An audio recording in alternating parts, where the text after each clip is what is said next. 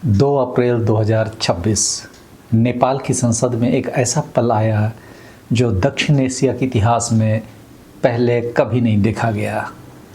राष्ट्रीय स्वतंत्र पार्टी के अध्यक्ष रवि लम्मिछाने ने, जो एक ब्राह्मण जाति से आते हैं, संसद के पटल से खड़े हुए और उन्होंने दलित समुदाय से माफ़ी मांगी। उनके शब्द थे, और मैं इसे हिंदी में रखूँगा, मैं इस देश के दलित समुदाय से एक सार्वजनिक माफ़ी मांगना चाहता हूँ। पहली बार यह सरकार सदियों के भेदभाव, अन्याय और दमन को स्वीकार कर रही है। यह सुनकर संसद में तालियां बजी, लेकिन भारत में बैठे हम लोगों के दिल में एक और सवाल उठा। भारत के आदिवासियों का क्या, जिन्हें विकास के नाम पर उनकी ज़मीन से उखाड़ा गया, जिनके जंगल, खदानें, नदियाँ सब कुछ छीन लिया गया। क्या भारतीय राज्य कभी उनसे माफ़ी मांगेगा? जोहार, मैं मुकेश बिरुआ और आज हम इसी सवाल की पड़ताल करेंगे, नेपाल के कंटेक्स्ट के साथ, भारत के इतिहास के साथ और आदिवासी दृष्टिकोण में। नेपाल का ऐतिहासिक कदम है ये। क्या हुआ, क्यों हुआ, इसे थोड़ा समझ लेते हैं। बालेंसा और जेन्जी की क्रांति क्या है, उसे भी। सितंबर 2025 में नेपाल में एक ऐसी क्रांति आई जो किसी ने नहीं सोची थी। नेपाल के युवाओं ने, जिन्हें जेन जी कहते हैं, सड़कों पर उतरकर भ्रष्टाचार, भाई भतीजावाद और ख़राब गवर्नेंस के खिलाफ आवाज़ उठाई। इस आंदोलन में जाने गई, लेकिन अंततः सरकार गिर गई। और उसके बाद आए बालेंसा, एक पूर्व रैपर, इंजीनियर और राष्ट्रीय स्वतंत्र पार्टी के नेता। 27 मार्च 2026 को वे नेपाल के 47वें प्रधानमंत्री बने। सरकार बनते ही पहले ही कैबिनेट बैठक में उन्होंने 100 पॉइंट गवर्नेंस रिफॉर्म एजेंडा पास किया। उसमें शामिल था दलित और ऐतिहासिक रूप से वंचित समुदायों से राज्य की तरफ से औपचारिक माफ़ी। माफ़ी का क्या मतलब है? सरकार ने कहा, हम राज्य, समाज और नीति संरचनाओं द्वारा दलितों पर किए गए अन्याय, भेदभाव और अवसरों की छीना झपटी को औपचारिक रूप से स्वीकार करते हैं और 15 दिनों के भीतर एक रिफॉर्म प्रोग्राम लाने का वादा किया। सोशल जस्टिस, इंक्लूसिव रिस्टोरेशन और हिस्टोरिकल रिकन्सिलेशन के लिए। दलित एक्टिविस्ट ने इसे ऐतिहासिक पहला कदम कहा, लेकिन सावधानी भी बरती। प्रदीप परियार, दलित लाइव्स मैटर ग्लोबल अलायंस के फाउंडर, उन्होंने कहा कि माफ़ी सार्थक है, लेकिन असली अर्थ इस बात से तय होगा कि सरकार क्या करती है। और काठमांडू पोस्ट के एडिटोरियल ने साफ लिखा, यह एक आसान कदम है, असली परीक्षा तो अब होगी। माफ़ी की सीमाएं और आलोचना की भी काफ़ी चर्चा है। जैसे ऑक्सफोर्ड यूनिवर्सिटी से पढ़े दलित अधिकार कार्यकर्ता प्रदीप परियार ने एक स्तंभ में लिखा कि यह अच्छा स्टंट है। हेडलाइन में आता है, कुछ खर्च नहीं होता और स्ट्रक्चरल चेंज की भी ज़रूरत नहीं। नेपाल में वास्तविकता यह है कि भले ही 1963 में अनटचेबिलिटी को कानूनी तौर पर ख़त्म किया गया, 2011 में कास्ट बेस्ड डिस्क्रिमिनेशन एक्ट आया, 2015 के संविधान में आर्टिकल 40 दलित अधिकारों की गारंटी देता है, फिर भी दलित आज भी हर स्तर पर पीछे हैं। कैबिनेट में मात्र एक दलित मंत्री, 134 एमपी खास आर्य समुदाय के और केवल 17 दलित सांसद। माफ़ी प्रतीकात्मक है और ज़रूरी भी, लेकिन बिना स्ट्रक्चरल रिफॉर्म के यह केवल शब्द है। एससी और एसटी एक ही समस्या, लेकिन अलग संदर्भ है। यहाँ एक बहुत ज़रूरी बात हमको समझनी होगी। नेपाल की माफ़ी दलितों, अनुसूचित जातियों, उनके संदर्भ में है। जातिगत शोषण अनटचेबिलिटी के लिए है, लेकिन भारत के आदिवासियों में, जिन्हें शेड्यूल्ड ट्राइब्स कहा जाता है, कि समस्या का स्वरूप अलग है। भारतीय संविधान में एससी और एसटी दोनों को अलग फ्रेमवर्क में रखा गया है। एससी का शोषण मुख्यतः सामाजिक और धार्मिक था, अनटचेबिलिटी और जाति आधारित भेदभाव। एसटी का शोषण मुख्यतः भूमि, वन और संसाधन आधारित है, और यह शोषण औपनिवेशिक काल से चला आ रहा है और आज़ादी के बाद भी जारी है। 1854 का मुलुकी ऐन नेपाल में जाति हायरार्की को कानूनी रूप दिया था। भारत में 1864 का इंडियन फॉरेस्ट एक्ट, जो ब्रिटिशों ने बनाया, आदिवासियों को उनके ही जंगलों से बाहर कर गया। और यह वन अधिनियम आज़ादी के बाद भी 1952 की फॉरेस्ट पॉलिसी, 1972 के वाइल्ड लाइफ प्रोटेक्शन एक्ट और 1980 के फॉरेस्ट कंजर्वेशन एक्ट के रूप में जारी रहा। नेपाल की माफ़ी एक टेम्पलेट है, लेकिन भारत के आदिवासियों के संदर्भ में यह टेम्पलेट और गहरी और व्यापक होनी चाहिए, क्योंकि भारत में अपराध केवल सामाजिक भेदभाव का नहीं, यह लैंड ग्रैबिंग, विस्थापन और संसाधन लूट का भी है। विकास के नाम पर आदिवासियों का जो विस्थापन है, उसकी आंकड़े की सच्चाई को अगर आप देखें तो आज़ादी के बाद से अब तक एक अनुमान के अनुसार 1 करोड़ से ज़्यादा आदिवासी अपनी ज़मीन से विस्थापित हो चुके हैं। डैम बने जैसे नर्मदा, हीराकुंड, सरदार सरोवर, उनमें डूबे गांव ज़्यादातर आदिवासी गांव थे।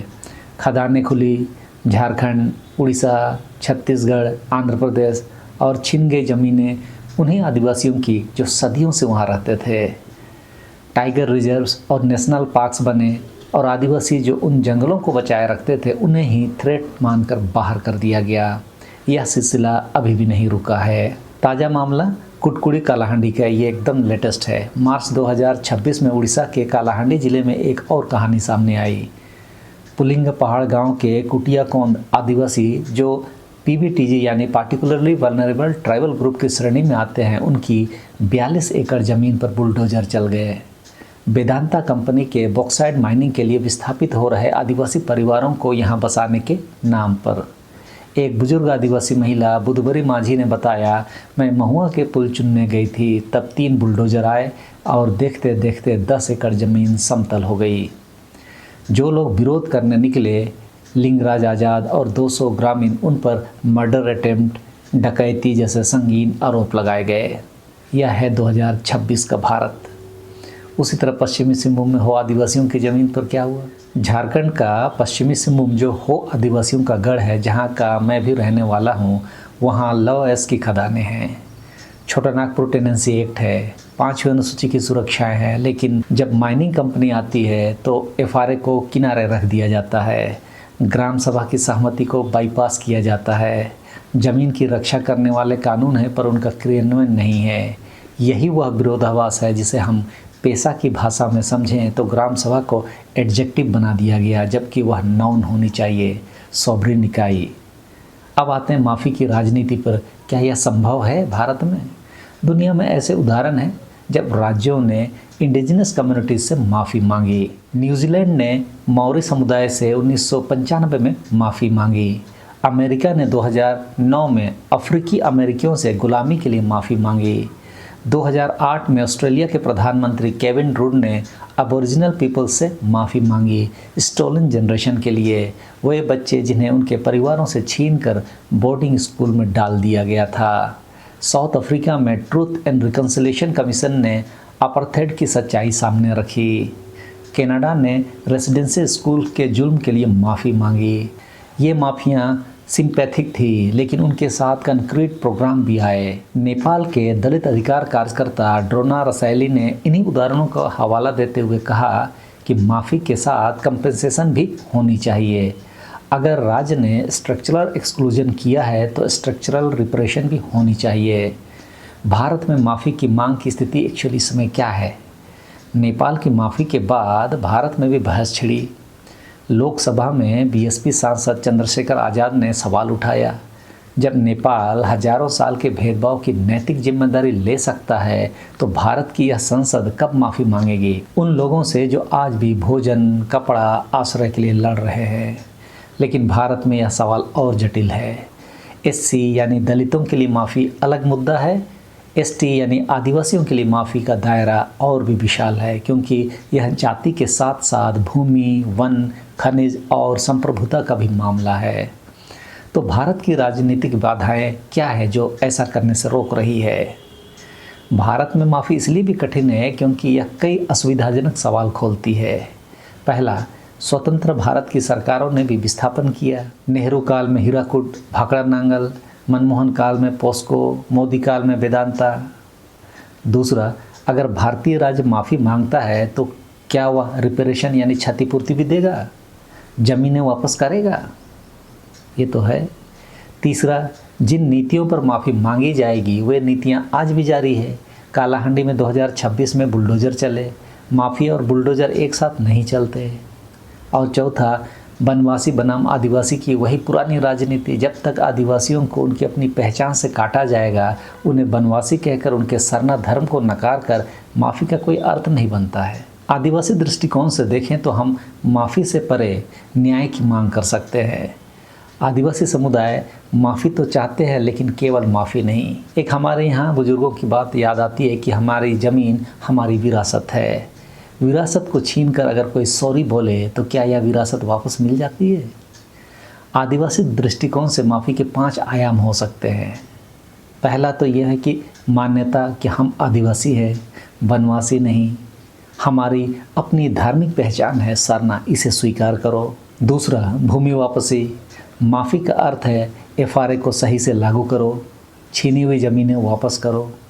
तीसरा, ग्राम सभा की संप्रभुता को स्थापित करो, बहाल करो। पेशा के तहत ग्राम सभा को वास्तविक शक्ति देना, केवल कागज़ पर नहीं, ज़मीन पर भी।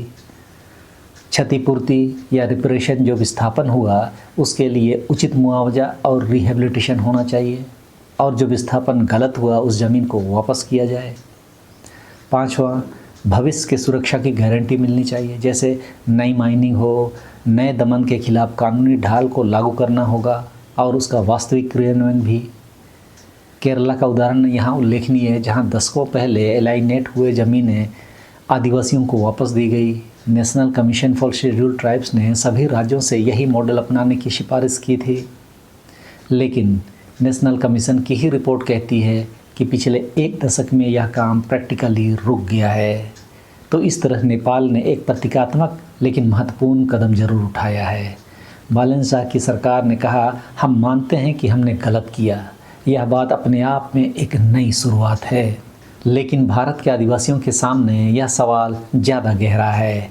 यहाँ का शोषण केवल सामाजिक नहीं, यह कॉन्स्टिट्यूशनल, इकोनॉमिक और इकोलॉजिकल है।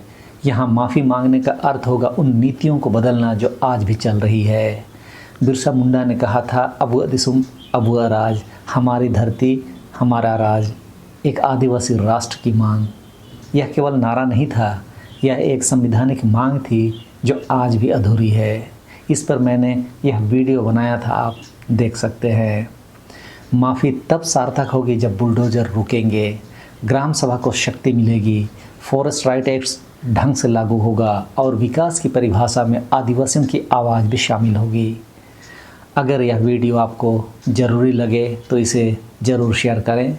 कमेंट में बताएं, क्या आप मानते हैं कि भारतीय राज्य को भी आदिवासियों से माफ़ी मांगनी चाहिए? चैनल को सब्सक्राइब करते चलें, क्योंकि ये आवाज़ें ज़रूरी है। सबों को धन्यवाद। जोहार।